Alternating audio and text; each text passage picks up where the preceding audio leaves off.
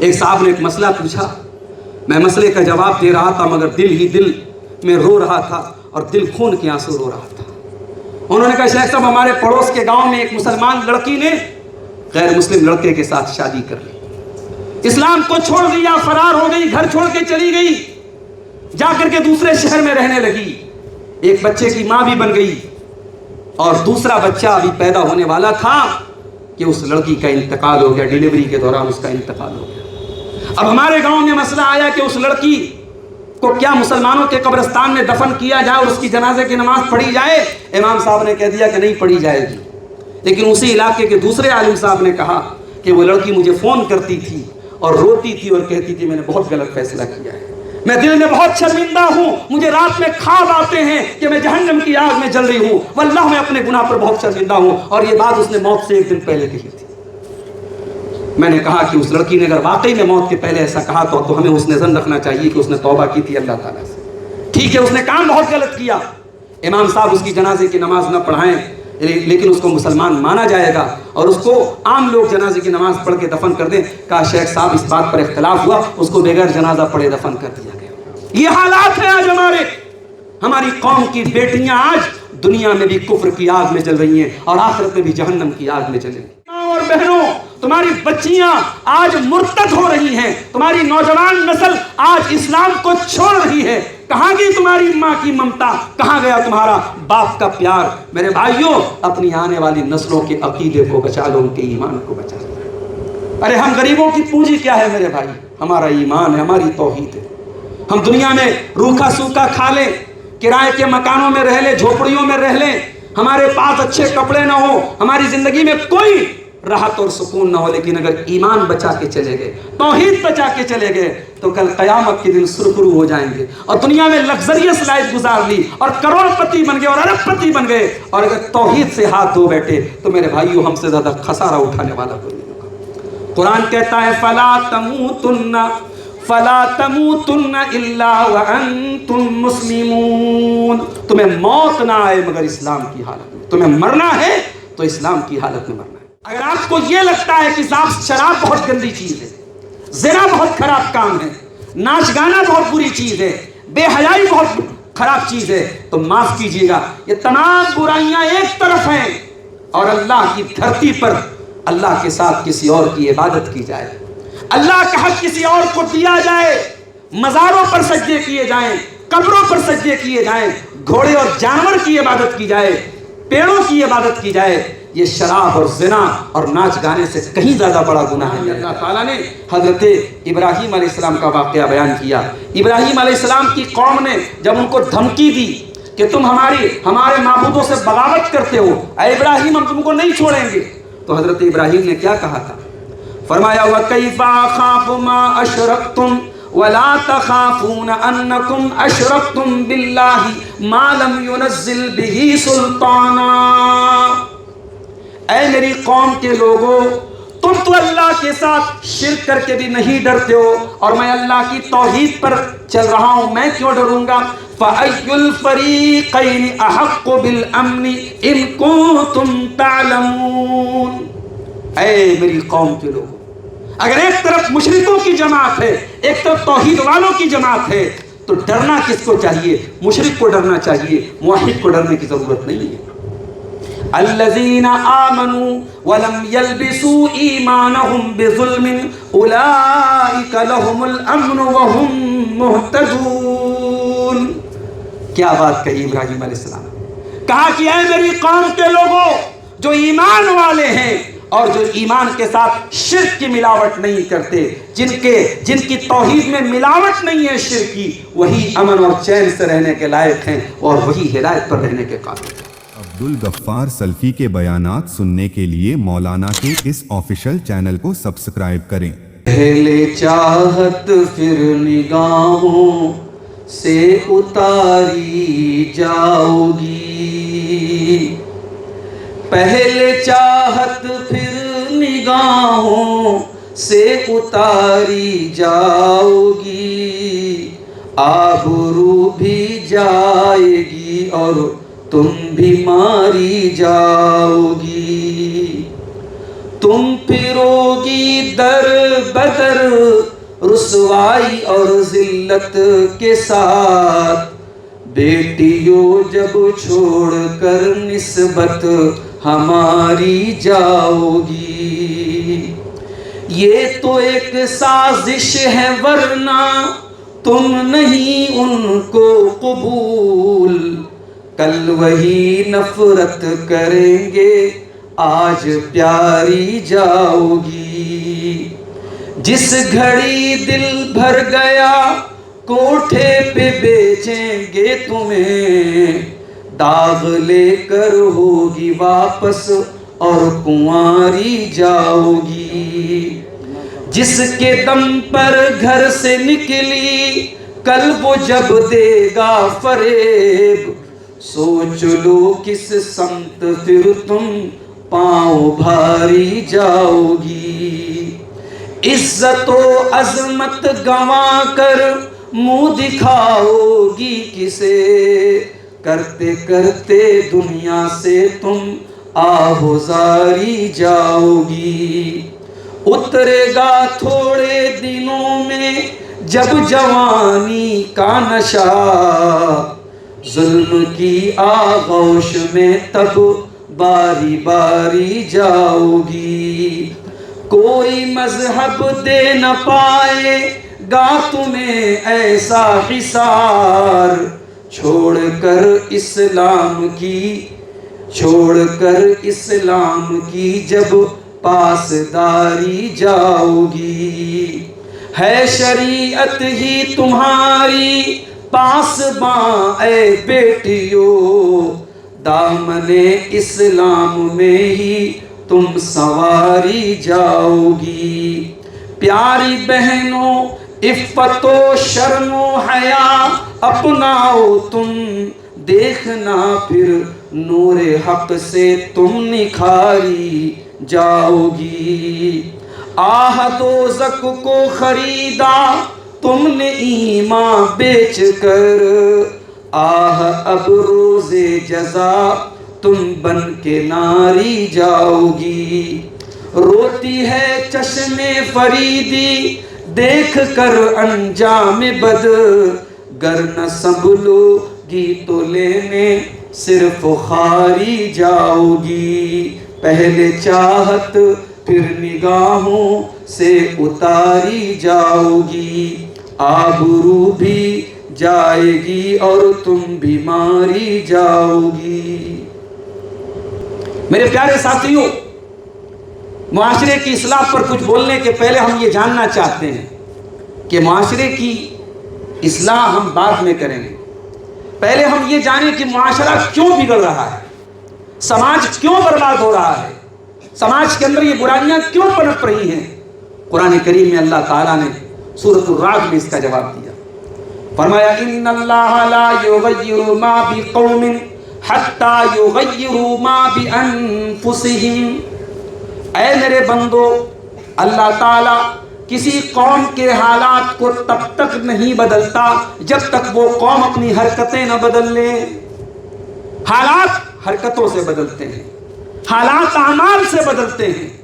ظاہر ہے 1400 سال پہلے جناب محمد رسول اللہ صلی اللہ علیہ وسلم نے جو سوسائٹی قائم کی تھی، جو معاشرہ قائم کیا تھا، ایک طرف اس معاشرے پر نظر ڈالیے اور ایک طرف ہمارے معاشرے کو دیکھیے۔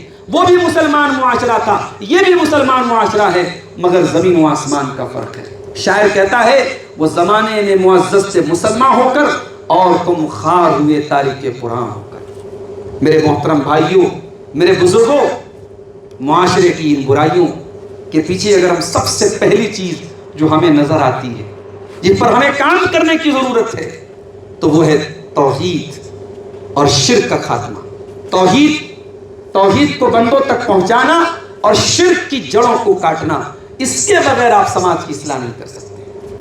اگر آپ کو یہ لگتا ہے کہ شراب بہت گندی چیز ہے، زنا بہت خراب کام ہے، ناچ گانا بہت بری چیز ہے، بے حیائی بہت خراب چیز ہے، تو معاف کیجیے گا، یہ تمام برائیاں ایک طرف ہیں اور اللہ کی دھرتی پر اللہ کے ساتھ کسی اور کی عبادت کی جائے، اللہ کا حق کسی اور کو دیا جائے، مزاروں پر سجدے کیے جائیں، قبروں پر سجدے کیے جائیں، گھوڑے اور جانور کی عبادت کی جائے، پیڑوں کی عبادت کی جائے، یہ شراب اور زنا اور ناچ گانے سے کہیں زیادہ بڑا گناہ ہے میرے پیارے ساتھ۔ اس کے بغیر آپ سماج کی اصلاح نہیں کر سکتے۔ سماج کی جب بھی اصلاح کرنی ہوگی، پہلا کام ہمیں کرنا پڑے گا، ہمیں اللہ کی دھرتی پر توحید کو نافذ کرنا پڑے گا۔ قرآن میں اللہ تعالیٰ نے حضرت ابراہیم علیہ السلام کا واقعہ بیان کیا۔ ابراہیم علیہ السلام کی قوم نے جب ان کو دھمکی دی کہ تم ہمارے معبودوں سے بغاوت کرتے ہو، اے ابراہیم ہم تم کو نہیں چھوڑیں گے، تو حضرت ابراہیم نے کیا کہا تھا؟ فرمایا وَكَيْفَ أَخَافُ مَا أَشْرَكْتُمْ وَلَا تَخَافُونَ أَنَّكُمْ أَشْرَكْتُمْ بِاللَّهِ مَا لَمْ يُنَزِّلْ بِهِ سُلْطَانًا۔ اے میری قوم کے لوگوں، تم تو اللہ کے ساتھ شرک کر کے بھی نہیں ڈرتے ہو، اور میں اللہ کی توحید پر چل رہا ہوں، میں کیوں ڈروں گا؟ فَأَيُّ الْفَرِيقَيْنِ أَحَقُّ بِالْأَمْنِ إِن كُنتُمْ تَعْلَمُونَ۔ اے میری قوم کے لوگوں، اگر ایک طرف مشرکوں کی جماعت ہے، ایک طرف توحید والوں کی جماعت ہے، تو ڈرنا کس کو چاہیے؟ مشرک کو ڈرنا چاہیے، موحد کو ڈرنے کی ضرورت نہیں ہے۔ الذین آمنوا ولم يلبسوا ایمانهم بظلم اولئک لهم الامن وهم مہتدون۔ کیا بات کہی ابراہیم علیہ السلام نے، کہا کہ اے میری قوم کے لوگوں، جو ایمان والے ہیں اور جو ایمان کے ساتھ شرک کی ملاوٹ نہیں کرتے، جن کی توحید میں ملاوٹ نہیں ہے شرک کی، وہی امن اور چین سے رہنے کے لائق ہیں اور وہی ہدایت پر رہنے کے قابل ہیں۔ میرے بھائیوں، دنیا میں امن اور چین نہیں قائم ہو سکتا، سماج میں اصلاح نہیں ہو سکتی، معاشرے کو سدھارا نہیں جا سکتا جب تک معاشرے میں توحید کو نہ پھیلایا جائے اور شرک کا خاتمہ نہ کیا جائے۔ دنیا میں جتنے نبی آئے، جتنے رسول آئے، ان نبیوں نے اپنی دعوت کا آغاز توحید سے کیا ہے۔ وَلَقَدْ بَعَثْنَا فِي كُلِّ أُمَّةٍ رَسُولًا أَنِ اعْبُدُوا اللَّهَ وَاجْتَنِبُوا الطَّاغُوتَ۔ ہر بستی میں، ہر امت میں جس میں ہم نے رسول بھیجا، یہی حکم دے کر کے بھیجا کہ جا کر کے یہ پیغام دے دو کہ عبادت ہوگی تو صرف اور صرف اللہ کی ہوگی، اور طاغوت سے بچنا پڑے گا، غیر اللہ کی عبادت سے بچنا پڑے گا۔ ابھی شیخ ابو ہریرہ صاحب تقریر کر رہے تھے، خطاب کر رہے تھے، انہوں نے ایک بڑی پیاری بات کہی کہ ہمارا کلمہ لا سے شروع ہوتا ہے، ہمارا کلمہ پازیٹیو نہیں، ہمارا کلمہ نیگیٹو ہے۔ یعنی اس بات کا اقرار کر لینا کافی نہیں ہے کہ اللہ ہمارا معبود ہے، نہیں، اتنے سے کام نہیں چلے گا۔ اگر آپ اللہ کو اپنا معبود مانتے ہیں اور غیر اللہ کا انکار نہیں کرتے ہیں تو معاف کیجیے، آپ توحید پر نہیں ہیں۔ توحید کی بنیاد یہ ہے کہ طاغوت کا انکار کیا جائے۔ اسی لیے آیت الکرسی کے بعد والی آیت دیکھیے، فَمَن يَكْفُرْ بِالطَّاغُوتِ وَيُؤْمِن بِاللَّهِ فَقَدِ اسْتَمْسَكَ بِالْعُرْوَةِ الْوُثْقَىٰ۔ جو طاغوت کا انکار کرے اور اللہ پر ایمان لائے، اس نے مضبوط کڑے کو تھام لیا، اس نے کلمہ توحید کو تھاما ہے۔ جب تک آپ غیر اللہ کی عبادت کا انکار نہیں کریں گے، تب تک آپ توحید کو تھامنے والے نہیں مانے جائیں گے۔ آج مسلمان کیا کر رہا ہے میرے بھائی؟ نبیوں کو اللہ کا درجہ دے رہا ہے، صحابہ کرام میں بعض ہستیوں کو اللہ کا درجہ دے رہا ہے، کوئی حضرت علی کو مشکل کشا کہہ رہا ہے، کوئی حضرت حسین کو مدد کے لیے پکار رہا ہے، کوئی حضرت علی کے بیٹے عباس کو پکار رہا ہے، کوئی گھوڑے سے مدد مانگ رہا ہے، کوئی علم سے مدد مانگ رہا ہے، اور وہ توحید کا بھی اقرار کرتا ہے، وہ کلمہ بھی پڑھتا ہے۔ مولانا الطاف حسین ہادی نے تقریباً 100 سال پہلے اسلامی مسلمانوں کے معاشرے کا نقشہ کھینچا تھا اور کہا تھا، کرے غیر گر بت کی پوجا تو کافر، کواکب میں مانے کرشمہ تو کافر، جھکے آگ پر بہر سجدہ تو کافر، جو ٹھہرائے بیٹا خدا کا تو کافر، مگر مومنوں پر کشادہ ہے راہیں، پرستش کرے شوق سے جس کی چاہیں۔ مسلمان بیچارہ جو ہے وہ شرک پروف بن گیا، جیسے گھڑی ہوتی ہے نا واٹر پروف، پانی میں ڈال دو بھیگے گی نہیں۔ مسلمان شرک پروف ہو گیا، مسلمان کچھ بھی کرے وہ مشرک نہیں مانا جائے گا، وہ شرک کرنے والا نہیں مانا جائے گا۔ نبی کو جو چاہیں خدا کر دکھائیں، اماموں کا رتبہ نبی سے بڑھائیں، مزاروں پہ جا جا کے نظریں چڑھائیں، شہیدوں سے جا جا کے مانگے دعائیں، نہ توحید میں کچھ کمی اس سے آئے، نہ اسلام بگڑے نہ ایمان جائے۔ توحید کو مضبوط کرو میرے بھائی، اور اپنی ہی نہیں اپنی آنے والی نسلوں کی فکر کرو۔ شیخ نے بالکل صحیح بات کہی، بچوں کو انگلش میڈیم اسکول میں ڈال دیا اور بے فکر ہو گئے صاحب ہمارا بچہ تو شہر کے سب سے بڑے اسکول میں پڑھ رہا ہے۔ سوال یہ نہیں کہ آپ کا بچہ فراٹے دار انگلش بول رہا ہے، سوال یہ نہیں کہ آپ کا بچہ میتھمیٹکس میں بہت تیز ہے، سائنس میں بہت تیز ہے، انگلش میں بہت تیز ہے، سوال یہ ہے کہ آپ کا بچہ عقیدے میں کیسا ہے۔ ساری چیزوں میں آپ کا بچہ بہت ٹاپ کر گیا، اور عقیدہ اگر برباد ہو گیا تو میرے بھائیوں آخرت برباد ہو گئی۔ کیا ہم چاہیں گے ہمارے بچے جہنم کی آگ میں چلیں؟ ہم تو کبھی نہیں چاہیں گے۔ ارے ہم تو اپنے بچوں سے اتنا پیار کرتے ہیں، ہمارے بچوں کو اگر کہیں آگ کی کوئی چنگاری بھی لگ جائے تو باپ کا دل تڑپ اٹھتا ہے، ماں بے قرار ہو جاتی ہے۔ ہمیں تو اپنے بچوں کے بدن پہ کھروچ نظر نہیں آتی۔ بچے کو چوٹ لگ جائے، بچے کا خون بہنے لگے تو مائیں رونے لگتی ہیں۔ اے میری پیاری ماں اور بہنوں، تمہاری بچیاں آج مرتد ہو رہی ہیں، تمہاری نوجوان نسل آج اسلام کو چھوڑ رہی ہے۔ کہاں گئی تمہاری ماں کی ممتا؟ کہاں گیا تمہارا باپ کا پیار؟ میرے بھائیوں، اپنی آنے والی نسلوں کے عقیدے کو بچا لو، ان کے ایمان کو بچا لو۔ ارے ہم غریبوں کی پونجی کیا ہے میرے بھائی؟ ہمارا ایمان ہے، ہماری توحید ہے۔ ہم دنیا میں روکھا سوکھا کھا لیں، کرائے کے مکانوں میں رہ لیں، جھوپڑیوں میں رہ لیں، ہمارے پاس اچھے کپڑے نہ ہو، ہماری زندگی میں کوئی راحت اور سکون نہ ہو، لیکن اگر ایمان بچا کے چلے گئے، توحید بچا کے چلے گئے تو کل قیامت کے دن سرخرو ہو جائیں گے، اور دنیا میں لگزریس لائف گزار لی اور کروڑ پتی بن گئے اور ارب پتی بن گئے، اور اگر توحید سے ہاتھ دھو بیٹھے تو میرے بھائیوں ہم سے زیادہ خسارہ اٹھانے والا کوئی نہیں ہوگا۔ قرآن کہتا ہے فَلَا تَمُوتُنَّ إِلَّا وَأَنْتُمْ مُسْلِمُونَ، تمہیں موت نہ آئے مگر اسلام کی حالت میں، تمہیں مرنا ہے تو اسلام کی حالت میں مرنا ہے۔ ابھی میرے پاس ایک فون آیا بہار کی سرزمین سے، ایک صاحب نے ایک مسئلہ پوچھا، میں مسئلے کا جواب دے رہا تھا مگر دل ہی دل میں رو رہا تھا، اور دل خون کے آنسو رو رہا تھا۔ انہوں نے کہا شیخ صاحب ہمارے پڑوس کے گاؤں میں ایک مسلمان لڑکی نے غیر مسلم لڑکے کے ساتھ شادی کر لی، اسلام کو چھوڑ دیا، فرار ہو گئی، گھر چھوڑ کے چلی گئی، جا کر کے دوسرے شہر میں رہنے لگی، ایک بچے کی ماں بھی بن گئی، اور دوسرا بچہ ابھی پیدا ہونے والا تھا کہ اس لڑکی کا انتقال ہو گیا، ڈیلیوری کے دوران اس کا انتقال ہو گیا۔ اب ہمارے گاؤں میں مسئلہ آیا کہ اس لڑکی کو کیا مسلمانوں کے قبرستان میں دفن کیا جائے اور اس کی جنازے کی نماز پڑھی جائے؟ امام صاحب نے کہہ دیا کہ نہیں پڑھی جائے گی، لیکن اسی علاقے کے دوسرے عالم صاحب نے کہا کہ وہ لڑکی مجھے فون کرتی تھی اور روتی تھی اور کہتی تھی میں نے بہت غلط فیصلہ کیا ہے، میں دل میں بہت شرمندہ ہوں، مجھے رات میں خواب آتے ہیں کہ میں جہنم کی آگ میں جل رہی ہوں، واللہ میں اپنے گناہ پر بہت شرمندہ ہوں، اور یہ بات اس نے موت سے ایک دن پہلے کہی تھی۔ میں نے کہا کہ اس لڑکی نے اگر واقعی میں موت کے پہلے ایسا کہا تو ہمیں اس نے ظن رکھنا چاہیے کہ اس نے توبہ کی تھی اللہ تعالیٰ سے۔ ٹھیک ہے اس نے کام بہت غلط کیا، امام صاحب اس کی جنازے کی نماز نہ پڑھائیں، لیکن اس کو مسلمان مانا جائے گا اور اس کو عام لوگ جنازے کی نماز پڑھ کے دفن کر دیں۔ کہا شیخ صاحب اس بات پر اختلاف ہوا، اس کو بغیر جنازہ پڑھے دفن کر دیا گیا۔ یہ حالات ہیں آج ہماری قوم کی بیٹیاں آج دنیا میں بھی کفر کی آگ میں جل رہی ہیں اور آخرت میں بھی جہنم کی آگ میں جلیں گی۔ میرے بھائیو اپنی آنے والی نسلوں کو بچا لو، زمانہ جس سمت جا رہا ہے، معاف کرنا ہماری دعوتی کوششیں اس طوفان کے سامنے، ان ارتداد اور کفر کی ہواؤں کے سامنے ہماری یہ دعوتی کوششیں محض ایک چراغ کا ایک دیے کی لو بن کے رہ گئی ہیں۔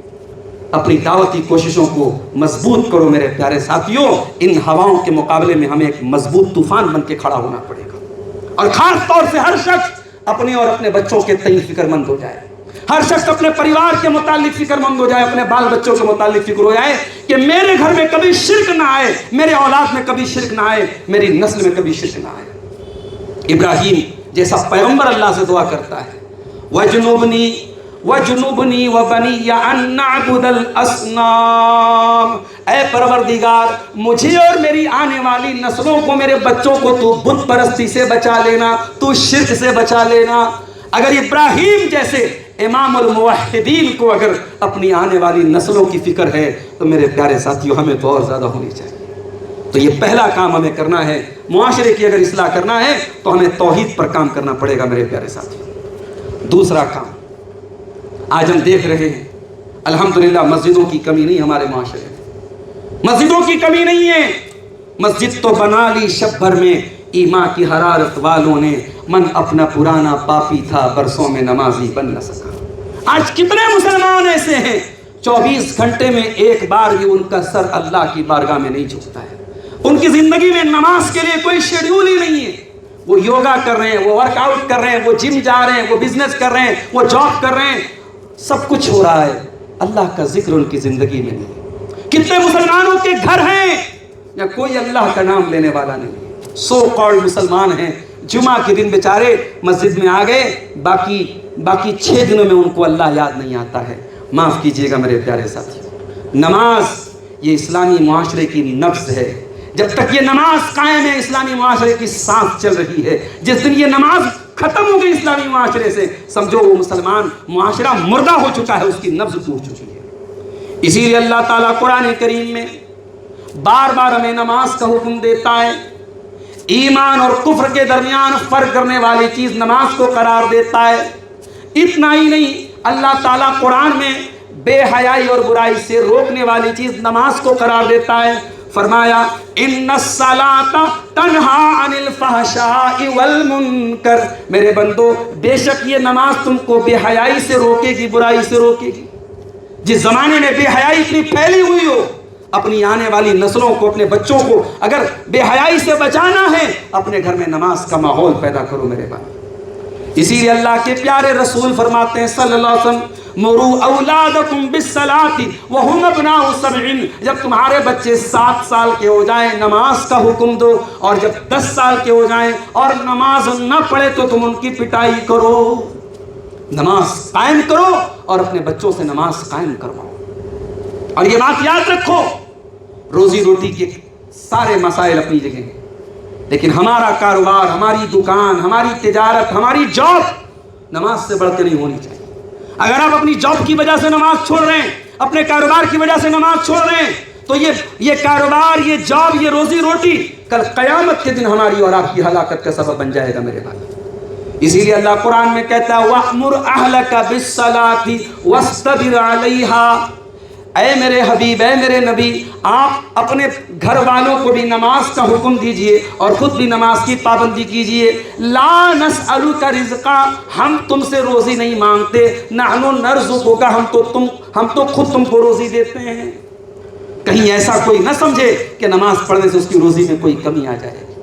کہیں ایک بڑا اچھا جملہ کسی نے اپنی دکان کے باہر لکھا کہ بھئی دکان سے کہہ دو کہ نماز کا وقت ہے، نماز سے یہ نہ کہو کہ میری دکان کا ٹائم ہے۔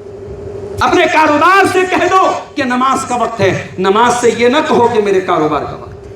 اللہ کے نیک بندے نماز کے لیے اپنا کاروبار بند کر دیتے ہیں۔ فرمایا رجال لا تلہیہم تجارت ولا بیع عن ذکر اللہ واقام الصلاۃ وایتاء الزکاۃ، میرے متقی بندے وہ ہیں، میرے نمازی بندے وہ ہیں، میرے مومن بندے وہ ہیں، ان کا کاروبار، ان کا لین دین ان کو نماز سے غافل نہیں کرتا۔ وہ قیامت کے دن سے ڈرتے ہیں، وہ اس دن سے ڈرتے ہیں جس دن کلیجے الٹ پلٹ جائیں گے، آنکھیں الٹ پلٹ جائیں گی، قیامت کے دن سے ڈرتے ہیں۔ اور یہ بات یاد رکھو کہ نماز کو چھوڑنے سے انسان شہوتوں کا غلام بن جاتا ہے۔ یہ جملہ نوٹ کر لو، جس انسان کی زندگی میں نماز کی پابندی نہیں ہوگی اس کی زندگی میں منمانی ہوگی، اس کی زندگی میں نفسانی خواہشات کا غلبہ ہوگا، وہ خواہشات کا غلام ہوگا۔ اور علماء نے یہ بات قرآن کریم کی ایک آیت سے ثابت کی ہے۔ اللہ نے فرمایا سورہ مریم میں اپنے نبیوں کا تذکرہ کرنے کے بعد اللہ نے فرمایا فَخَلَفَ مِن بَعْدِهِمْ خَلْفٌ أَضَاعُوا الصَّلَاةَ وَاتَّبَعُوا الشَّهَوَاتِ فَسَوْفَ يَلْقَوْنَ غَيًّا، میرے نبیوں کے بعد ایسے نالائق لوگ آئے جنہوں نے نماز کو برباد کیا اور خواہشات کی پیروی کی۔ پتہ یہ چلا کہ جو نماز کو برباد کرے گا وہ آٹومیٹک خواہشات کا پیروکار بن جائے گا، وہ خواہشات کا غلام بن جائے گا۔ اس لیے میرے پیارے بھائیوں، اگر معاشرے کی اصلاح کرنا ہے تو نماز کی پابندی کیجئے اور اپنے گھر میں بھی آپ نماز کا ماحول پیدا کیجئے اور آگے بڑھیے۔ تیسری چیز اس پر ہم کو بہت ضرورت ہے کام کرنے کی، اور وہ ہے ہمارے سماج اور معاشرے کا ایک بہت ہی اہم حصہ بلکہ سب سے اہم حصہ ہمارے نوجوان بھائی اور بہن، نوجوان لڑکوں اور لڑکیوں، ان کو ہمیں دین سے جوڑنا ہے، ان کے دلوں میں اللہ کا ڈر پیدا کرنا ہے، ان کو برائیوں سے بچانا ہے۔ یہ اس دور کا بہت بڑا کام ہے میرے پیارے ساتھی۔ انسانی زندگی کو اگر ہم بانٹیں تو بنیادی طور پر انسان کی زندگی میں 3 دور ہوتے ہیں، ایک بچپن ہوتا ہے، ایک جوانی ہوتی ہے، ایک بڑھاپا ہوتا ہے۔ اور ان تینوں ادوار میں جو سب سے طاقت کا دور اور سب سے انرجی کا جو دور ہوتا ہے وہ جوانی کا دور ہوتا ہے۔ انسان اپنی زندگی میں 20 سال 18 سال سے لے کر کے 40 سال تک جو بھاگ دوڑ کر سکتا ہے، جو محنت کر سکتا ہے، جو انرجی خرچ کر سکتا ہے، معاف کیجیے وہ 40 کے بعد 50 کے بعد نہیں کر سکتا انسان۔ اسی لیے قیامت کے دن اللہ تعالیٰ الگ سے حساب لے گا جوانی کے بارے میں۔ اللہ کے پیارے نبی فرماتے ہیں، حضرت عبداللہ بن مسعود کہتے ہیں، اللہ کے پیارے نبی صلی اللہ علیہ وسلم نے فرمایا، لا تزول قدم ابن آدم یوم القیامت من عند ربہ حتی یسأل عن 5۔ قیامت کے دن آدم کا بیٹا ہل نہیں پائے گا جب تک 5 سوالوں کا جواب نہ دے دے۔ اور وہ 5 سوالوں کا جواب عبد الغفار صاحب کو بھی دینا ہے، آپ کو بھی دینا ہے، شیخ ابو ہریرہ صاحب کو بھی دینا ہے، ہر انسان کو دینا ہے۔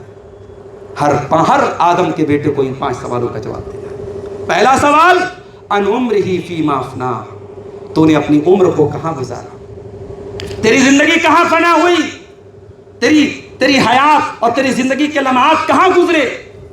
اور دوسرا سوال، وعن شبابہ فیما ابلا، تیری زندگی میں جو شباب کا دور تھا، جب تو ینگ تھا، جب تو یوتھ میں تیری گنتی ہوتی تھی، نوجوانوں میں تیرا شمار ہوتا تھا، جب تو 18 سال کا باقا نوجوان تھا، تیرے بازوؤں میں مچھلیاں تڑپتی تھی، تیرے اندر طاقت تھی، جوش تھا، ولولہ تھا، تو نے جوانی کو کہاں گزارا۔ اے اللہ، جب تو نے پہلا سوال یہ کر لیا کہ ساری زندگی کہاں گزاری، تو ساری زندگی میں جوانی بھی آ گیا، بڑھاپا بھی آ گیا، بچپن بھی آ گیا، تو اے اللہ اس سوال کی الگ سے کیا ضرورت ہے۔ یہ الگ سوال بتا رہا ہے کتنی اہمیت ہے اللہ کی نظر میں جوانی کی۔ دوسرا سوال ہوگا تیری جوانی کہاں گزری۔ اور تیسرا سوال، وَعَن مَالِهِ مِنْ أَيْنَ اكْتَسَبَهُ، تو نے اپنا مال کہاں سے کمایا۔ چوتھا سوال، وَفِيمَا أَنفَقَهُ، تو نے اپنا مال کہاں خرچ کیا۔ اور 5واں سوال، وَمَاذَا عَمِلَ فِيمَا عَلِمَ، تو نے جو علم حاصل کیا اس علم کے اوپر تو نے عمل کتنا کیا۔ میرے نوجوان بھائیوں، اپنی جوانی کو حقیر نہ بناؤ۔ یہ جوانی ننگی فلمیں دیکھنے کے لیے نہیں ہے، یہ جوانی غیر محرم لڑکیوں سے ناجائز تعلقات بنانے کا نام نہیں ہے، یہ جوانی شراب میں ڈوبنے کا نام نہیں ہے، یہ جوانی اپنی آج نوجوان کہاں پہنچ رہے ہیں میرے بھائی۔ میں فلائٹ میں آ رہا تھا فیملی کے ساتھ، ایک سفر میں گیا تھا، پیچھے 2 نوجوان آپس میں باتیں کر رہے تھے، تو ایک نوجوان اپنے ساتھی سے پوچھتا ہے کہ بھائی تیرا باڈی کاؤنٹ کتنا ہے۔ آج کل جانتے ہیں یہ لفظ استعمال کیا تھا، باڈی کاؤنٹ، یعنی ایک مرد کتنی عورتوں کے ساتھ تعلق بنا چکا ہے۔ اب یہ فخر کی بات ہو گئی، اب زناکاری اور بدکاری یہ فخر کی بات ہو گئی۔ اب ایک دوست اپنے دوست سے پوچھ رہا ہے کہ تیرا باڈی کاؤنٹ کتنا ہے، تو وہ کہتا ہے مجھے یاد بھی نہیں ہے کہ کتنا ہے۔ اللہ اکبر، یہ ہماری نوجوان نسل کا حال ہے۔ اللہ ہم سب پر رحم فرمائے میرے پیارے ساتھیوں، اس جوانی کی حفاظت کرو۔ صحابہ کرام کو دیکھو، ان کی جوانی کہاں گزری میرے بھائی۔ یہ عبد الرحمن ابن عوف ہیں، ان کی جوانی کیسی گزری ہے۔ اللہ کے دین کے لیے انہوں نے تجارت بھی کی، پیسہ بھی کمایا، مگر اللہ کے دین کے لیے اپنی دولت کو ہمیشہ قربان کیا۔ یہ عثمان غنی ہیں، اپنے زمانے کے بلینئر ہیں، اپنے زمانے کے کروڑ پتی ہیں، لیکن اللہ کے دین کے لیے جہاں ضرورت پڑی انہوں نے اپنی دولت کے خزانے کھولے۔ یہ حضرت مصعب بن عمیر ہیں، جو اتنے فیشنیبل نوجوان تھے کہ کپڑا پہنتے تھے باہر کا، عطر لگاتے تھے، خوشبو لگاتے تھے باہر کی، جوتا پہنتے تھے باہر کا۔ مکے میں ان سے زیادہ فیشنیبل کوئی نوجوان نہیں تھا۔ مصعب بن عمیر اسلام لے آئے، باپ نے گھر سے نکال دیا، ماں نے رشتہ توڑ دیا۔ مصعب بن عمیر جو کل تک عیش و آرام کی زندگی گزار رہے تھے، آج مکہ کی گلیوں میں اس حال میں چلتے ہیں کہ کپڑوں میں پیبند لگے ہوئے۔ صحابہ کرام ان کو دیکھتے تھے، ٹھنڈی سانس لیتے تھے اور کہتے تھے ہائے مصعب بن عمیر کی وہ زندگی کیا تھی اور آج کی زندگی کیا ہے۔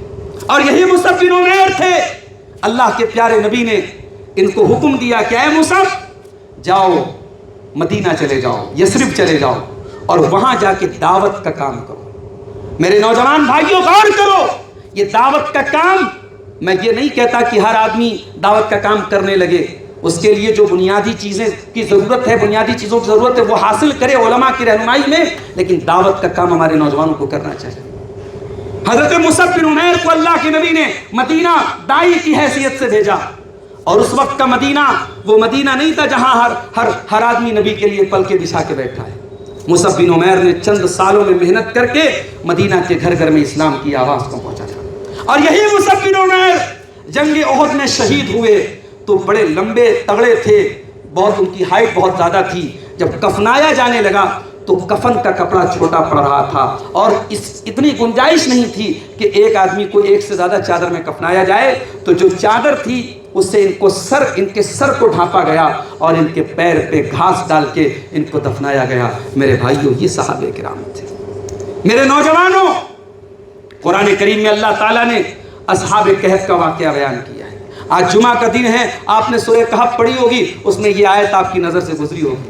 نحن نقص عليك نبأهم بالحق انهم فتية آمنوا بربهم وزدناهم هدى وربطنا على قلوبهم اذ قاموا فقالوا ربنا رب السماوات والارض لن ندعو من دونه الها لقد قلنا اذا شططا۔ اے میرے بندو، ہم اصحاب کہف کا واقعہ بیان کر رہے ہیں۔ انہم فتیۃ، اصحاب کہف کا نام کیا تھا اللہ نے بیان نہیں کیا۔ اصحاب کہف کہاں کے رہنے والے تھے اللہ نے بیان نہیں کیا۔ اللہ نے بیان کیا تو کیا بیان کیا؟ یہ چند نوجوان تھے، یہ 18 سال 20 سال 22 سال کے چند نوجوان تھے، آمنوا بربہم، جو اپنے رب پر ایمان لائے۔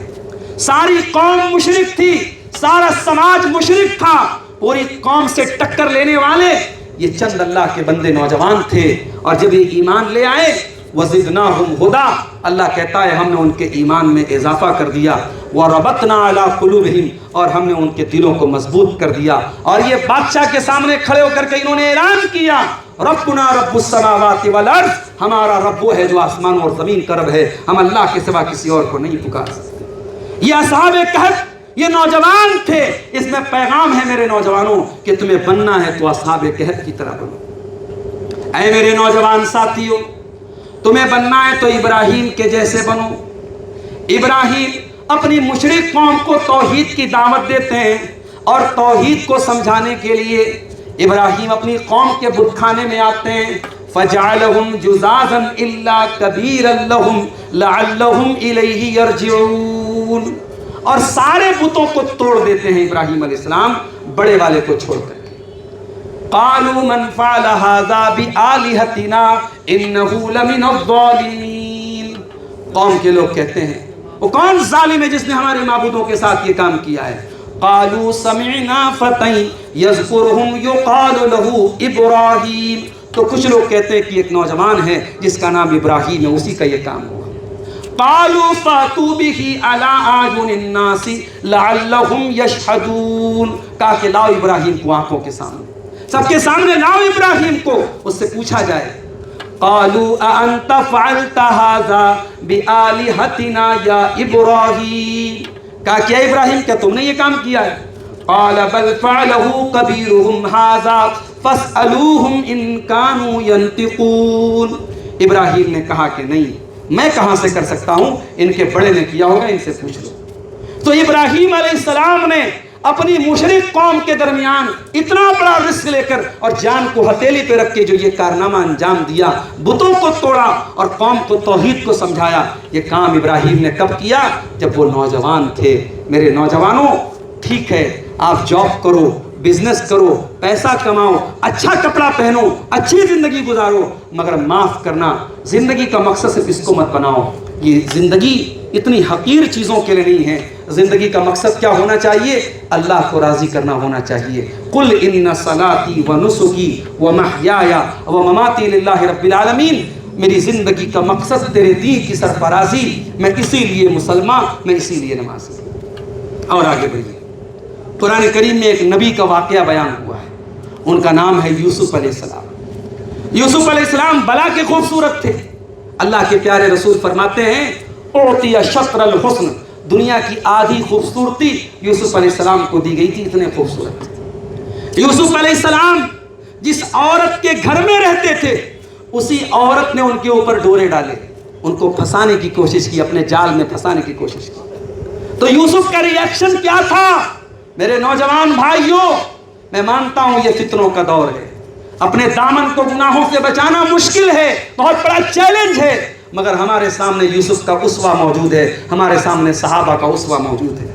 अपनी अपनी अपनी शर्मगाह की हिफाजत करो, अपनी आबरू की हिफाजत करो मेरी बहनों, अपने आप को बदकारी से बचाओ। यूसुफ अलैहिस्सलाम के बारे में कुरान कहता है वरावदतहु अल्लती हुवा फी बैतिहा अन नफ्सिही वगल्लक़तिल अबवाब, कि यूसुफ अलैहिस्सलाम जिस औरत के घर में रहते थे, उस औरत ने उनको फंसाने की कोशिश की और घर के सारे दरवाजे बंद कर दिए। वक़ालत हैत लक, और कहने लगी कि ऐ यूसुफ मेरी बाहों में आ जाओ। क़ाल मआज़ल्लाह, यूसुफ ने कहा अल्लाह की पनाह, इन्नहु रब्बी अहसन मथवाया इन्नहु ला युफ्लिहु ज़ालिमून, मेरे रब ने तेरे घर में मुझको ठिकाना दिया है, मैं अपने मालिक के साथ इतनी बड़ी बेवफाई नहीं कर सकता, मैं इतना बड़ा जुल्म नहीं कर सकता। अपनी नौजवान बहनों से एक बात कहना चाहूँगा, अपनी शर्म व हया की हिफाजत करो, अपने पर्दे की हिफाजत करो। जब घर से पर्दे में निकलो तो पर्दे को सिर्फ एक कपड़ा न समझो, अपने नकाब को सिर्फ एक ड्रेस मत समझो। ये नकाब एक कल्चर को रिप्रेजेंट करता है। एक मुसलमान लड़की जब नकाब पहन के निकलती है तो कुफ्र के खिरमन जलने लगते हैं, कुफ्र के दिलों पर छुरियां चलने लगती हैं। मुसलमान औरत नंगी हो जाए, यही तो कुफ्र चाहता है, यही तो कातिल चाहता है। लेकिन मुसलमान औरत जब सर से पैर तक नकाब में निकलती है तो मेरे भाइयों, ये कुफ्र और बातिल के सीने पर छुरी बन करके ये चीज़ उनको गिरा गुजरती है। इसलिए अपने पर्दे की लाज रखना मेरी बहनों। कुरान करीम में अल्लाह ताला ने अपने नबी से फरमाया या अय्युहन नबी कुल लिअज़वाजिका व बनातिका व निसाइल मोमिनीना युदनीना अलैहिन्ना मिन जलाबिबिहिन्ना, ऐ नबी अपनी बीवियों से कह दीजिए, अपनी बेटियों से कह दीजिए और तमाम मुसलमान औरतों से कह दीजिए, जब वो अपने घर से निकलें तो अपने बदन पे जिल्बाब डाल लें, अपने ऊपर ऐसी चादर डाल लें, ऐसा नकाब डाल लें, ऐसा बुर्का डाल लें जो उनके पूरे बदन को कवर कर ले। ज़ालिका अदना अन युरफ़ना फला युज़ैन, ये पर्दा पहचान बन जाएगा कि ये इज्जतदार घरों की लड़कियां हैं, ये मुसलमान घरों की लड़कियां हैं और कोई उनको छेड़ने की जरूरत नहीं करेगा। मेरी प्यारी माँ और बहनों, ये मनमानी की जिंदगी, ये बेहयाई की जिंदगी। अभी कल मैं शहर हैदराबाद में था, रात में हमारे साथी एक होटल पे खाना खाने के लिए लेके गए। होटल मुस्लिम इलाके में था। होटल में आने वाले बेशतर जो अफराद थे मुसलमान थे। कोई बीवी को लेके आ रहा है, कोई बेटी को लेके आ रहा है, कोई बहन को लेके आ रहा है, और वो औरतें, वो लड़कियां जो घर से नकाब में निकली थी, उस होटल में, उस रेस्टोरेंट में पहुंचते ही सबके चेहरों से नकाब उतर गई। तमाम गैर महरम वहां मौजूद हैं, तमाम तरीके के लोग वहां मौजूद हैं, लेकिन होटल में बैठ करके चेहरा खोल करके और दूसरों के सामने इस तरीके से बेपर्दगी की जा रही है। और इससे बढ़ के ये कि ये काम जो है कल्चर बनता चला जा रहा है। माफ करना मेरे भाइयों, बेहयाई हमारी पहचान नहीं होनी चाहिए, बेगैरती हमारी पहचान नहीं होना चाहिए। ये बात याद रखो, औरत कब बेपर्दा होती है? जब मर्द बेगैरत होता है। जिस घर का शौहर बेगैरत हो जाए, उस घर की बीवी बेपर्दा होती है। अकबर इलाहाबादी ने बिल्कुल सही कहा था, बेपर्दा नजर आई कल जो चंद बीवियां, अकबर जमी में गैरत कौमी से गड़ गया, पूछा जो उनसे आपका पर्दा वो क्या हुआ, कहने लगी कि अक्ल पे मर्दों के पड़ गया। आज जिस मुसलमान के पास 4 पैसे आ जाएं, तरक्की कर ले, जमाने में उसका कारोबार अच्छा चलने लगे, तो सबसे पहले उसके घर से गैरत खत्म होती है, उसके घर से पर्दा खत्म होता है, उसके घर से शर्म हया खत्म होती है। माफ करना मेरे भाइयों, ये शर्म हया, ये पर्दा, ये गैरत, ये हमारे दीन की पहचान है। ये किसी मुफ्ती का फतवा नहीं है, ये किसी आलिम का कौल नहीं है। एक औरत को कैसा कपड़ा पहनना चाहिए अल्लाह कुरान में ये भी बताता है। कुरान का 18वां पारा खोलिए, सूरह नूर में अल्लाह फरमाता है, फरमाया वकुल्लिल मुमिनाति यग़ज़ुज़्न मिन अबसारिहिन्ना व यहफ़ज़्न फ़ुरूजहुन्ना, ऐ मेरे नबी कह दीजिए कि ऐ मोमिना औरतों, अपनी निगाहों को नीची रखो और अपनी शर्मगाह की हिफाजत करो। वला युबदीना ज़ीनतहुन्ना, और ऐ मुसलमान औरतों, अपनी जीनत को जाहिर न करो, अपनी खूबसूरती को जाहिर न करो। औरत की खूबसूरती क्या है? عورت سر سے پیر تک خوبصورتی اور زینت کا نام ہے۔ اس کے مہندی کا ڈیزائن بھی اس کی زینت ہے، اس کے کانوں کی ایئر رنگ بھی اس کی زینت ہے، اس کے گلے کا نیکلس بھی اس کی زینت ہے، اس کے بدن کے نشیب و فراز بھی اس کی زینت ہے۔ اور قرآن کہہ رہا ہے وَلَا يُبْدِينَ زِينَتَهُنَّ، اے مسلمان عورت تجھے اپنی زینت کو کسی غیر مرد کے سامنے ظاہر نہیں کرنا ہے۔ اور اتنے پر بس نہیں کیا اللہ نے، آگے فرمایا وَلْيَضْرِبْنَ بِخُمُرِهِنَّ عَلَى جُيُوبِهِنَّ، اے مسلمان عورت جب تو گھر کے اندر ہے اپنے باپ کے سامنے، اپنے بھائی کے سامنے، اپنے بیٹے کے سامنے، غیر محرم سے تو سب چھپانا ہے، محرم کے سامنے بھی تیرا دوپٹہ تیرے گریبان پر ہونا چاہیے، محرم کے سامنے بھی تیرا دوپٹہ تیرے گریبان پر ہونا چاہیے۔ اللہ اکبر! ایک عورت کو دوپٹہ کیسے اوڑھنا ہے یہ اللہ قرآن میں بتا رہا ہے۔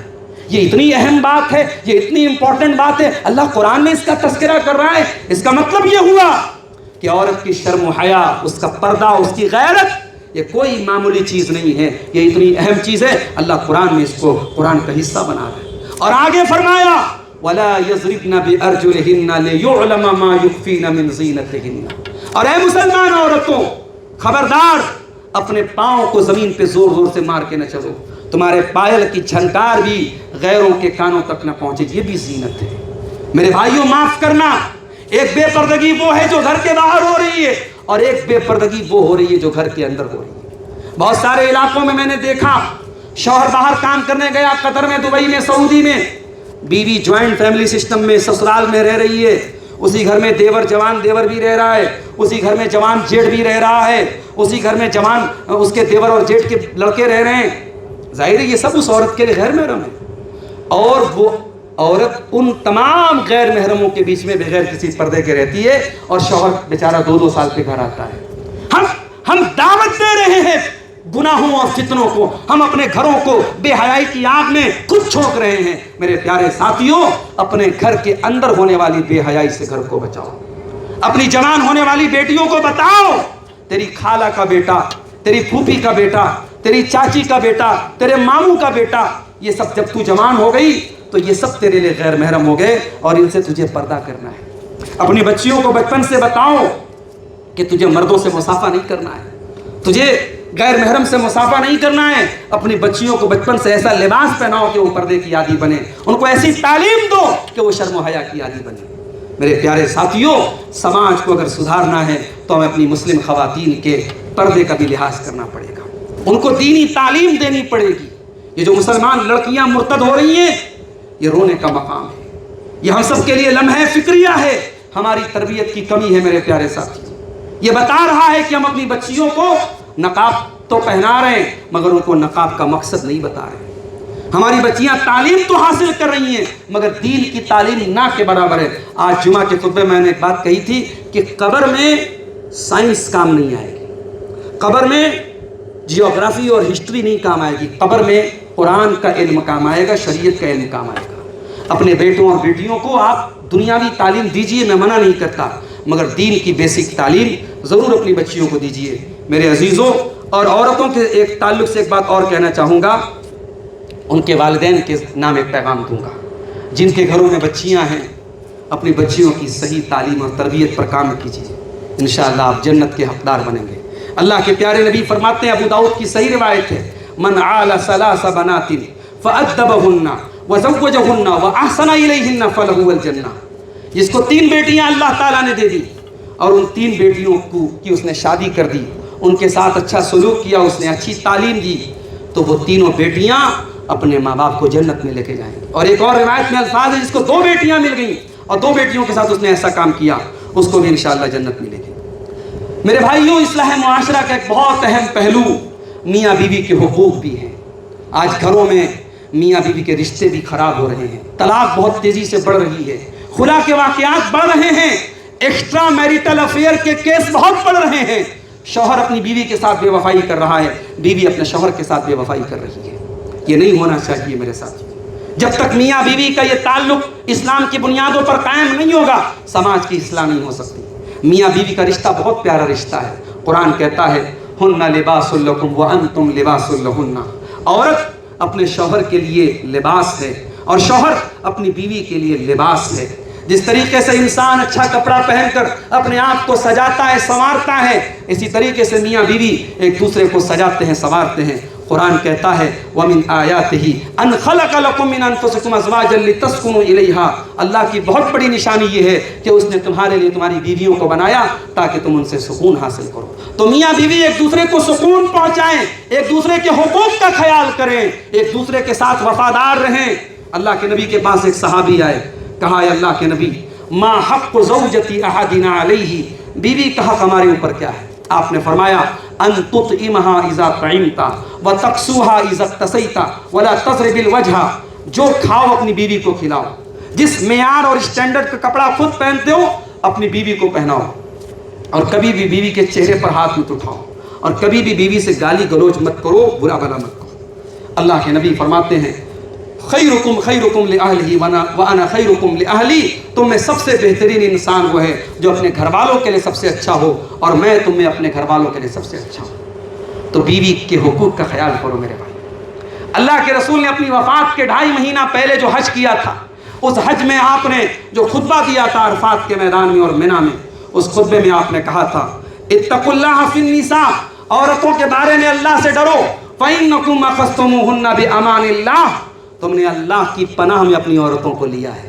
جس دن تم نے اپنی بیوی سے نکاح کیا، اللہ کا نام لے کر کے عورت کو تم نے اپنی پناہ میں لے لیا ہے۔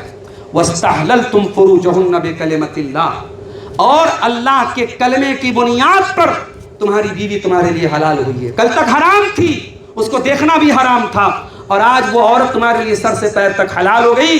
کیوں حلال ہوئی؟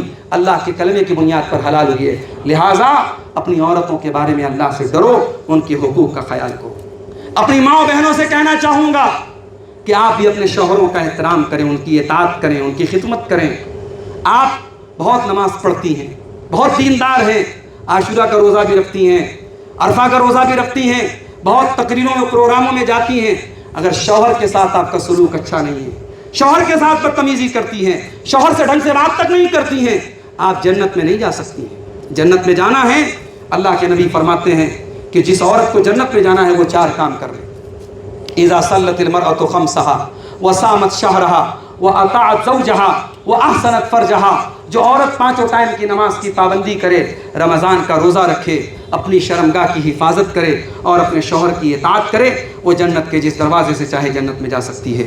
میرے پیارے ساتھیوں، اصلاح معاشرہ کے موضوع پر یہ چند باتیں میں نے آپ کے سامنے بیان کی ہیں۔ اللہ تعالیٰ سے دعا کرتا ہوں رب العالمین ہمیں اپنے گھروں کی اصلاح کرنے کی توفیق عطا فرمائے، ہمارے نوجوانوں کو اپنی اصلاح کی توفیق دے، ہماری ماں بہنوں کو اپنی اصلاح کی توفیق دے، اللہ ہر قسم کے شر اور فتنے سے ہماری حفاظت فرمائے۔ آمین وآخر دعوانا الحمدللہ رب العالمین۔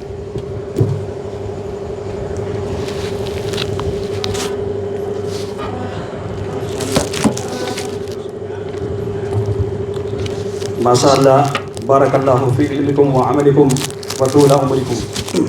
یہ تھے فضیلت الشیخ عبدالغفار سلفی حفظہ اللہ، جو آپ حضرات کے سامنے اصلاح معاشرہ کے موضوع پر بڑے ہی پیارے انداز میں اور قرآن و حدیث کی روشنی میں آپ کے سامنے باتیں پیش کر رہے تھے۔ اللہ رب العالمین سے میں دعا کرتا ہوں کہ الہ العالمین جو بھی باتیں ہم تمام لوگوں نے، چاہے مرد حضرات ہوں یا ہماری مائیں اور بہنیں ہوں، ان تمام باتوں پر ہم تمام لوگوں کو عمل پیرا ہونے کی توفیق عطا فرما۔ مارک پر نہ پھر ڈسٹربنس ہو رہا ہے ایک بار یہ کر کے۔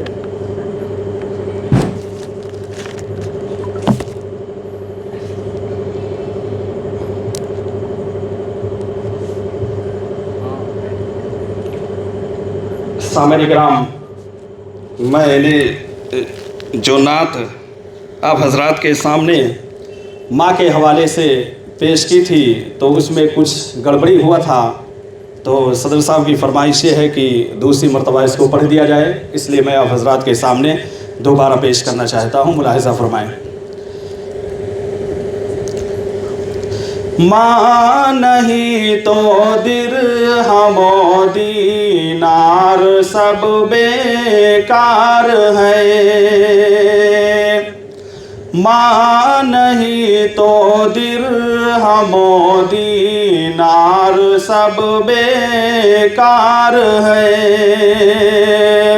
ماں نہیں تو درہم و دینار سب بیکار ہے، لوٹ آ پردیش سے گھر ماں بہت بیمار ہے، ماں نہیں تو درہم و دینار سب بیکار ہے۔ دیکھنا یہ ہے کہ کس کی جیت کس کی ہار ہے، دیکھنا یہ ہے کہ کس کی جیت کس کی ہار ہے۔ ایک طرف ترسول، ایک طرف ترسول ہے اور ایک طرف تلوار ہے، ماں نہیں تو درہم و دینار سب بیکار ہے۔ جس قدر بھی ہو سکے بے پردگی کو روکیے، جس قدر بھی ہو سکے بے پردگی کو روکیے، بیٹیوں کی اوڑھنی میں عظمت دستار ہے، ماں نہیں تو درہم و دینار سب بیکار ہے۔ علم ہے تو دوسروں تک بھی پہنچنا چاہیے، علم ہے تو دوسروں تک بھی پہنچنا چاہیے۔ پھول جو خوشبو،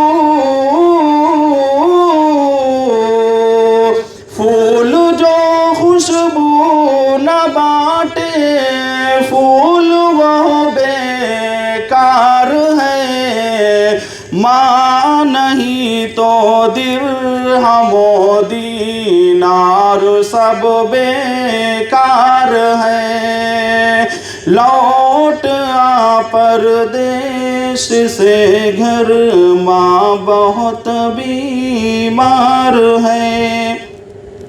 حاضرین گرامی، میں نے آپ حضرات کے سامنے ماں کے حوالے سے چند اشعار پیش کیے ہیں۔ اب میں بڑے ہی ادب و احترام کے ساتھ صدر مجلس فضیلت الشیخ عبدالقدوس محمدی حفظہ اللہ سے التماس کرتا ہوں کہ آپ ڈائز پر تشریف لائیں اور صدارتی کلمات کے ساتھ ساتھ اس مجلس کے اختتام کا اعلان کریں۔ فجزاکم اللہ خیراً و احسن الجزا۔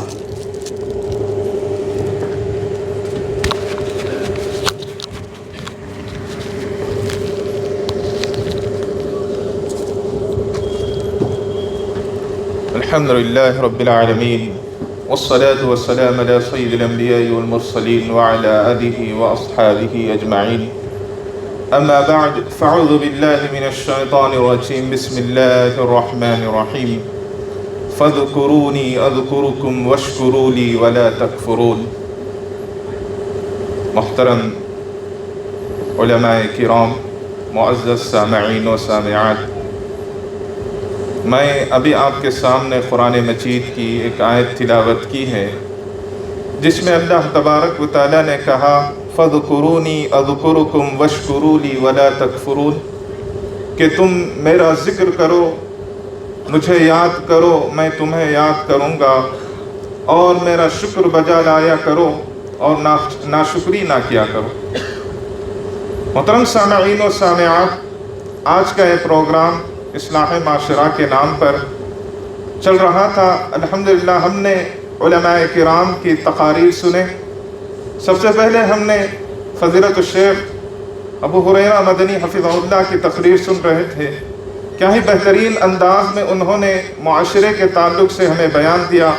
اس میں سے ایک بات جو مجھ کو جو ہے دل کو چھو گئی تھی وہ یہ تھی کہ آج ہمارے بچوں کو ہر چیز کا علم ہوتا ہے لیکن دینداری کا علم نہیں ہوتا، کتاب و سنت کا علم نہیں ہوتا، یہاں تک کہ اللہ کے نبی محمد رسول اللہ صلی اللہ علیہ وسلم کا نام بھی پتہ نہیں۔ حقیقت ہے، بے شک یہ حقیقت ہے کہ ایک مرتبہ ایسا ہی ہوا تھا کہ اسکول کے باہر مسلمان کے بچے جا رہے تھے، ان سے پوچھا گیا کہ آپ کے نبی کا نام کیا ہے، تو انہوں نے کہا کہ صلی اللہ علیہ وسلم، صرف اتنا ہی بتایا صلی اللہ علیہ وسلم، یعنی ان کو پورا نام بھی نہیں پتا کہ محمد رسول اللہ صلی اللہ علیہ وسلم ہے۔ یعنی یہ حالات آج ہمارے معاشرے کی۔ میرے بھائیوں، جب تک ہم اپنے حالات کو نہیں بدلائیں گے تو یہ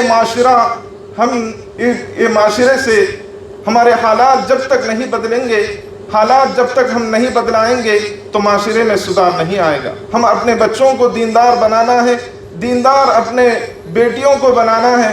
اسی طرح ہمارے شیخ فضیلت الشیخ عبد الغفار سلفی حفظہ اللہ نے ایک بات کہی کہ دیکھو آج کتنے جو ہے خلا ہو رہے ہیں، بیٹیاں دوسروں کے ساتھ چلی جا رہی ہیں۔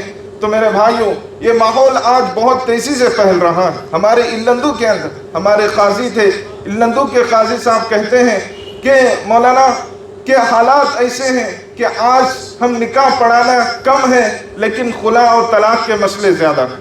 خلا اور طلاق کے مسئلے بہت زیادہ ہیں، اس میں سے طلاق کے بھی کم خلا کے زیادہ ہیں۔ خلا کے ایسے مسئلے میرے سامنے آ رہے ہیں کہ ایک عورت ہے جس کے بچے ہیں، بڑے بڑے بچے ہیں، 13 سال کے 14 سال کے بچے ہیں، اور وہ اپنے شوہر سے خلا لے رہی اور کسی غیر سے چلے جا رہی ہے۔ میرے بھائیوں، حالات اتنے خطرناک ہے، اس لیے یہ اصلاح معاشرہ کے عنوان پر آج جو ہے یہ پروگرام لگایا گیا تاکہ ہمارے اندر بیداری ہو سکے، تاکہ ہمارے اندر سدھار آ سکے، تاکہ ہم دیندار بن سکے اور خود ہم دیندار بنیں اور اپنے بچوں کو، اپنے گھر والوں کو بھی دیندار بنائیں۔ میرے بھائیوں، میں اسی موقع پر ہمارے تمام ساتھیوں کا اور خاص کر جو یہ پروگرام منعقد کیے مسجد عباد الرحمن کی کمیٹی کا شکر گزار ہوں کہ انہوں نے ہمارے اس ضلع کے اندر اتنا بہترین جو ہے پروگرام منعقد کیا اور اس کو کامیاب بھی بنائے۔ الحمدللہ اس اجلاس کو منعقد کرنے کے لیے جو شخص بھی محنتیں کیا، کاوشیں کیا، کوششیں کیا، اللہ تبارک و تعالیٰ ان کی تمام محنتوں کو قبول فرمائے، ان کی تمام جو ہے کاوشوں کو، کوششوں کو اللہ قبول فرمائے۔ اور میں مسجد عباد الرحمن کی کمیٹی کو یہی دعا دینا چاہتا ہوں کہ اللہ تبارک و تعالیٰ اسی طرح وہ لوگ ہمیشہ دین کا کام اور پروگرامات چلاتے رہیں اور اسی طرح اس کے دین اسلام کی دعوت کو اسی طرح پھیلاتے رہیں۔ اسی طرح میں ہمارے علماء کرام جو دور دراز سے تشریف لائے ہیں ان کا بھی شکریہ ادا کرتا ہوں کہ انہوں نے ہمارے اس دعوت پر لبیک کہا اور یہاں پر آ کر ہمیں دین کی باتیں سمجھائی، سنائی اور بتائی ہیں۔ اللہ تبارک و تعالیٰ ان کے علم میں برکت عطا فرمائے، ان کے سفر کو آسان بنائے اور اللہ تبارک و تعالیٰ اسی طرح انہیں دین کی خدمات کرنے کی توفیق عطا فرمائے۔ میں اسی چند الفاظ پہ میں اپنی بات کو ختم کرتے ہوئے پھر سے ایک مرتبہ آپ تمام کا شکر گزار ہوں کہ آپ تمام حضرات نے یہاں پر بیٹھے آئے اور اللہ کی اور اللہ کے رسول کی باتیں سنیں۔ اللہ تبارک و تعالیٰ ہم تمام کو عمل کی توفیق عطا فرمائے۔ اللہ تبارک و تعالیٰ ہم تمام کو اس معاشرے کے اندر اصلاح کرنے کی توفیق عطا فرمائے۔ آمین وآخر دعوانا ان الحمد للہ رب العالمین۔ اقول قولی ھذا واستغفر اللہ لی ولکم ولسائر المسلمین من کل ذنب واستغفروہ انہ هو الغفور الرحیم۔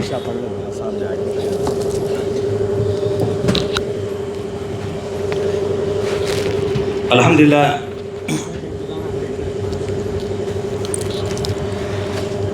عشاء کی نماز ہم لوگوں نے مغرب کی نماز کے ساتھ پڑھ لیا تھا جمع بین الصلاتین کر کے، تو آپ لوگوں میں سے جو بھی عشاء کی نماز نہ پڑھے ہوں وہ ایک سائیڈ میں آ کر کے عشاء کی نماز پڑھ سکتے ہیں۔ اب انہی باتوں کے ساتھ اس مجلس کے اختتام کا اعلان کرتا ہوں۔ سبحانک اللہم و بحمدک اشہد ان لا الہ الا انت استغفرک و اتوب الیک۔ اور آخر میں یہ بتا دینا چاہتا ہوں کہ جتنے بھی شرکا یہاں پر آئے ہوئے ہیں، چاہے وہ مرد حضرات ہوں یا خواتین حضرات ہوں، الحمدللہ کھانے کا انتظام کیا گیا ہے. بغیر کھائے ہوئے کوئی بھی اپنے گھر جانے کی کوشش مت کیجیے گا، اس لیے کہ الحمدللہ کھانے کا انتظام ہے. آپ لوگ کھا کر کے اس کے بعد ہی اپنے گھر جانے کی کوشش کیجیے گا. فجزاکم اللہ خیرا و احسن الجزاء.